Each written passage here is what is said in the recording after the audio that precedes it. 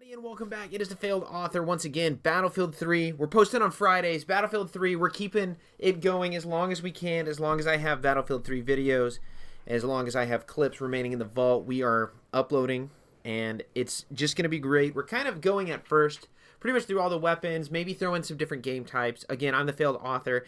If you just stumbled across the channel, we post a tier list every Tuesday, random gaming related or classic cartoons, and maybe like cartoons we grew up with. Mind you, I'm a very young millennial. I'm like at the cutoff, so you know, it always ends up being like Yu-Gi-Oh or some shit. I don't know why. But we post a tier list Tuesday, and then we also have like a classic Battlefield Friday, a random smattering of YouTube shorts throughout the video. And then today, like we're talking about Battlefield, we're talking about one of those guns that it doesn't matter what game that is. That spawn not ridiculous though? I know the syncing sometimes a little wonky. Just ridiculous spawning into the knife. That's why.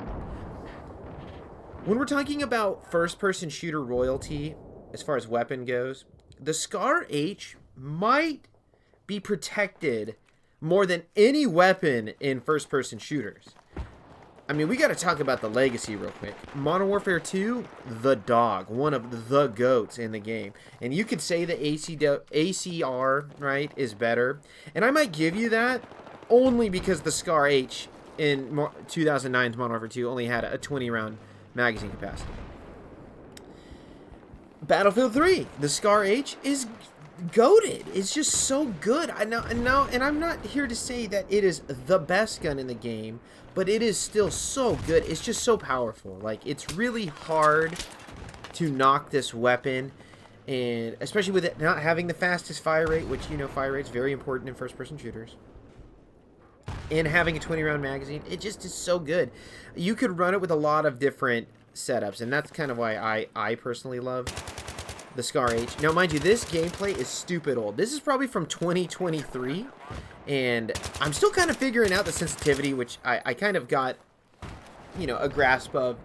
Maybe not in this video, but it took me a while, right? You can see we're actually cooking, and mind you, I don't even know what's on this gameplay, but I know I had the Scar H, and I wanted to talk about the Scar H. Gosh darn it.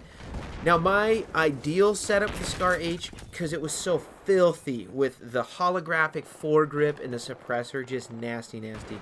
If you have seen any of my videos, and I've mentioned a setup, a lot of them are going to be around something around holographic red dot suppressor, something along those. There's a few weapons that I would use the PKSA holo. I did think that was actually a pretty decent sight, especially on something like the RPKM or the AN94. I thought those were got me feeling nicey. Woo.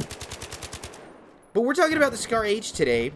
Oh, you know, a map that we don't see a lot on this channel, and a map that just wasn't in heavy rotation, though I do have some rush wins, and definitely going to talk about the AEK on this map because I did get a nicey AEK video, so that is good with the on Scene Crossing. Scene Crossing is one of the better maps in the game in my opinion. I love Scene Crossing. I think it did a great job of having the cool close quarters combat between the buildings and in the buildings, and, you know, having just some really notable locale. The bridgeway, the starting spawn on the other side of the bridge from here was good.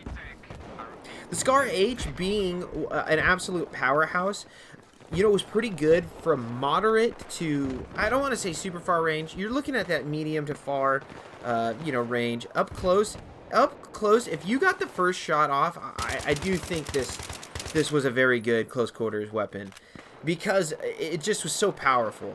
And I don't know if it does a good job in this video of showing that. I hope it did at some points. Like, we got the drop on the guy to the right here earlier in this match, and I think it did a pretty decent job of showing just how friggin' strong it was. I even let up, if I recall, and I still finished the guy off before I don't even think he shot me, so that's just showing how good it is. When we're talking about legacy, again, we mentioned Modern Warfare 2.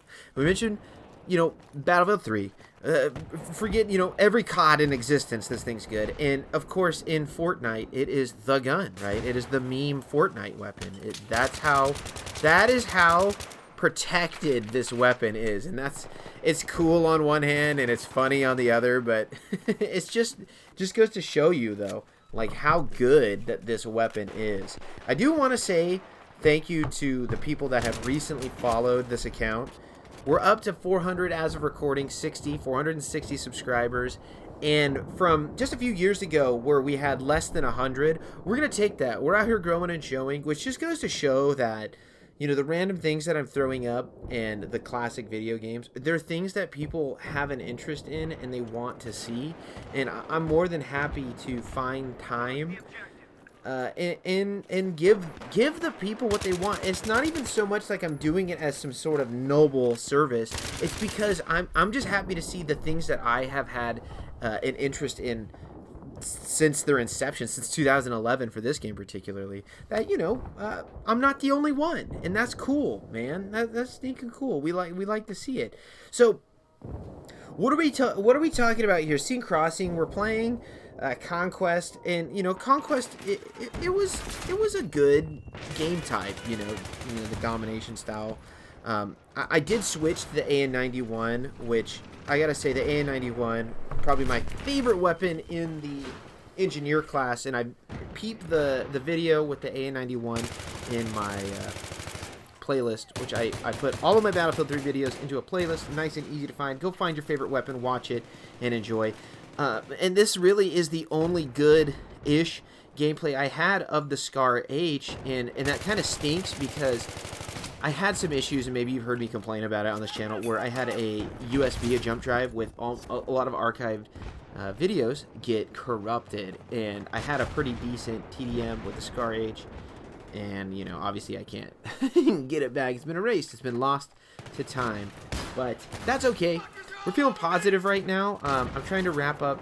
I had some shenanigans with, you know, schools and work lately, so I'm just really glad that those things they're seemingly getting resolved, and I would really, really enjoy that to be done, because who doesn't, like, you know, I'm too old, I don't want to go back to school, and the thought of me, and I really have considered, and just thinking about it, making me want to puke, but the idea, I've thought about getting my doctorates, and either my doctorates, which I would consider, and that would put me sort of in like an administrative role for something like you know, a school or a school district.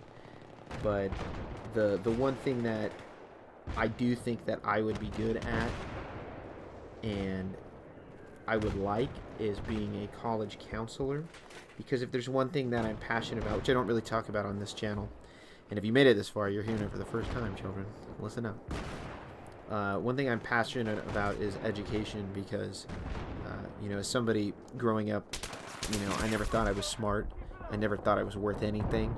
And I did probably for the first time find my own value at a community college, right? At a state level, you know, college, you know, and I got my associates, and then I went on and got my bachelor's at another state school. And then, I did go to a private school for my master's, and, you know, so I got like a full gambit, and, you know, pretty much changed my life. I can't, you know, describe it anything better than that. And, you know, my family, a lot of blue collar workers, military, and I just wanted to make them proud, because they just begged me not to go. Like, my father worked, he's retired now, worked in concrete, and he's just like, please don't do that. Like, you know, you don't want to do that. And of course, of course I did. Right? And I was like, hell no. And then I was briefly in law enforcement, and I said, hell no, that's not for me either. And so guiding people to where, like, to me, it's like, let me get all like Disney movie right now. It's like, follow your dreams. Guiding people to a realistic dream scenario for them. That's what I want to do, right? And I think I can do that by being some sort of college counselor. Will I ever get there? I don't know, man. Who knows, right? I'm young still. Like, I'm barely in my 30s. Like, I got time, right? You can see at the end, we're kind of just farting around here. We're just switching weapons and whatnot. But again, Tuesdays, I really am grateful for everyone. If you go on my page and you look at the tier list, some of them are popping off, which is so funny to me, because some of them are so old. Some of them are from like 2022. And I love it that people want to talk about these things that, again, I'm passionate about. And now I'm finding out, like, people do care. They do be caring what Diddy Kong Racing characters were good and what tracks were good. Or what, you know, I think I have the weapons tier listed from GoldenEye. Which, by the way, gonna do more with GoldenEye and gonna try and do more with DKR. I don't know how much more I could do with DKR, though, honestly, but we're going to figure it out. One that I want to do is every level in GoldenEye, you know, ranked. But again, I'm going to end it here. There's just a little bit of gameplay left. I'm going to let you enjoy it. If you like what you heard, you want to see tier lists, you want to see more classic Battlefield, more classic Call of Duties, go ahead and follow the Failed Authors page. Thank you and have a great rest of your day.